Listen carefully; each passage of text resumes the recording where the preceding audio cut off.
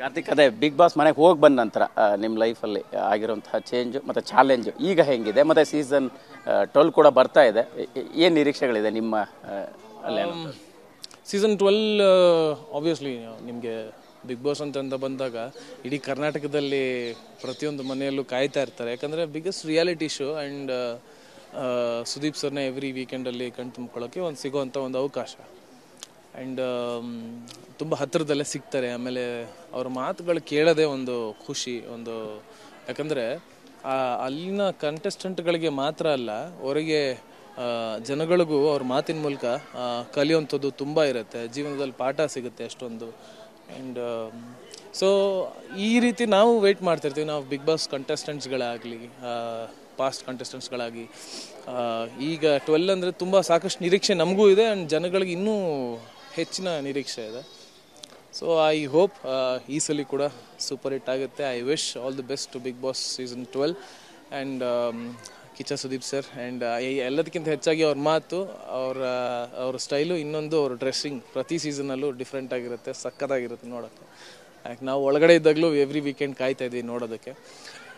And ನನ್ನ life style ಬಗ್ಗೆ ಹೇಳೋದಾದರೆ ಅಫ್ಕೋರ್ಸ್ ಚೇಂಜ್ ಆಗಿದೆ ಲೈಫು. ಪ್ರತಿ ಸೀಸನಲ್ಲೂ ಎಲ್ಲ ಕಂಟೆಸ್ಟ್ಗಳು ಅಂದರೆ ಕರ್ನಾಟಕದಲ್ಲಿ ಎಷ್ಟೊಂದು ಜನ ವಿ ಕ್ಯಾನ್ ಸಿ ದ್ಯಾಟ್ ಅವ್ರು ವೈರಲ್ ಆಗೋದಕ್ಕೋಸ್ಕರ ಏನಾದರೂ ಮಾಡ್ತಾ ಇರ್ತಾರೆ.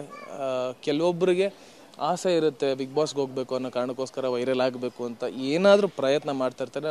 ನನಗೂ ಎಷ್ಟೊಂದು ಜನ ಮೆಸೇಜ್ ಮಾಡ್ತಾರೆ, ಅಣ್ಣ ಹಿಂಗೆ ಮಾಡಿದ್ದೀನಿ ನೋಡಿ, ಅದು ಮಾಡಿದ್ದೀನಿ, ಇದು ಮಾಡಿ ನೋಡಿ ಅಂತ ಒಂದಷ್ಟು ವೀಡಿಯೋಗಳು ಕಳಿಸ್ತಾರೆ. ನಂಗೆ ಬಿಗ್ ಬಾಸ್ಗೆ ಹೆಂಗಾದರೂ ರೆಫರ್ ಮಾಡಿ ಅಂತ. ಸೊ ಎಷ್ಟೊಂದು ಜನಕ್ಕೆ ಆಸೆ ಇರುತ್ತೆ ಹೋಗಬೇಕು ಅಂತ. ನಮಗೆ ಆ ಒಂದು ಅವಕಾಶ ಸಿಕ್ಕಿರೋದು ನಮಗೆ ಭಾಳ ಖುಷಿ ಇದೆ. ಲೈಫ್ ಕೂಡ ಬದಲಾಗಿದೆ. ಅದ್ರ ಜೊತೆಗೆ ಒಂದು ಹೊಸ ಹುರುಪು ಸೃಷ್ಟಿಯಾಗಿದೆ. ಯಾಕಂತಂದರೆ ನಾನು ಸೀರಿಯಲ್ ಮಾಡ್ಕೊಂಡು ಬಂದಿದ್ದೆ, ಒಂದು ಸ್ಮಾಲ್ ನನಗೊಂದು ಬ್ರೇಕ್ ತೊಗೊಂಡಿದ್ದೆ ಸಿನಿಮಾ ಮಾಡಬೇಕು ಅಂತ. ಅದಾದ ನಂತರ ಒಂದು ಲೀಪ್ ಬೇಕಾಗಿತ್ತು. ಸೊ ಬಿಗ್ ಬಾಸ್ ಆ ಒಂದು ಲೀಪ್ ನನಗೆ ಚೆನ್ನಾಗಿ ಕೊಟ್ಟಿದೆ. ಜಸ್ಟ್ ದಟ್ ನಂದೊಂದು ಒಂದೆರಡು ಸಿನಿಮಾಗಳು ರಿಲೀಸ್ ಆಗಬೇಕು. ಸಿನಿಮಾಗಳು ಆಬ್ವಿಯಸ್ಲಿ ನಿಮ್ಗೆ ಗೊತ್ತಿರುತ್ತೆ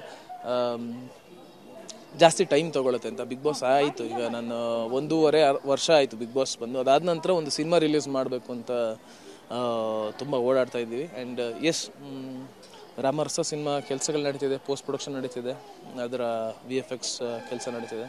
ಅದಾದಮೇಲೆ ಹೊಯ್ಸಳ ಸಿನಿಮಾದ ನಿರ್ದೇಶಕರಾದಂತಹ ವಿಜಯ್ ಸರ್ ಜೊತೆ ಒಂದು ಆಲ್ಫಾ ಅಂತ ಒಂದು ಸಿನಿಮಾ ಮಾಡಿದ್ದೀನಿ. ಅದರಲ್ಲಿ ಒಂದು ಬಹಳ ಮುಖ್ಯವಾದ ಪಾತ್ರ ಮಾಡಿದ್ದೀನಿ. ಅದಾದಮೇಲೆ ರಿಚಿ ರಿಚ್ ಸಿನಿಮಾ ಕೆಲಸ ನಡೀತದೆ. ಇನ್ನೊಂದು ಪನ್ನಾಗ ಅವ್ರ ಜೊತೆ ಒಂದು ಸಿನಿಮಾ ಮಾಡ್ತಾಯಿದ್ದೀನಿ. ಅದು ಕಂಪ್ಲೀಟಾಗಿ ಗ್ರೀಸಲ್ಲಿ ಶೂಟಿಂಗ್ ಆಗುತ್ತೆ. So going on sir. ಒಂದೇನಂತಂದರೆ ನಮಗೆ ಸಿನಿಮಾ ರಿಲೀಸ್ ಆಗಿ ಜನಗಳು ಏನು ನಮ್ಮ ಸಪೋರ್ಟ್ ಮಾಡ್ತಿದ್ರು, ಅವ್ರು ಏನಪ್ಪ ನೀನು ಮಾಡಿದೆ ಅಂದಾಗ ಒಂದು ಬೇರೆ ರೀತಿ ಕೆಲಸಗಳು ಮಾಡೋದು, ಅವರಿಗೆ ಒಂದು ಸಹಾಯ ಆಗೋ ರೀತಿ, ಇನ್ನೊಂದು ಸಿನಿಮಾಗಳ ಮೂಲಕ ನಾವು ಅವ್ರಿಗೆ ಕಾಣಿಸ್ಕೊಳ್ಳೋವಂಥದ್ದು, ಇದು ತುಂಬ ಮುಖ್ಯ ಆಗುತ್ತೆ. ಸೊ ಲೈಫ್ ತುಂಬ ಚೇಂಜ್ ಆಗಿದೆ.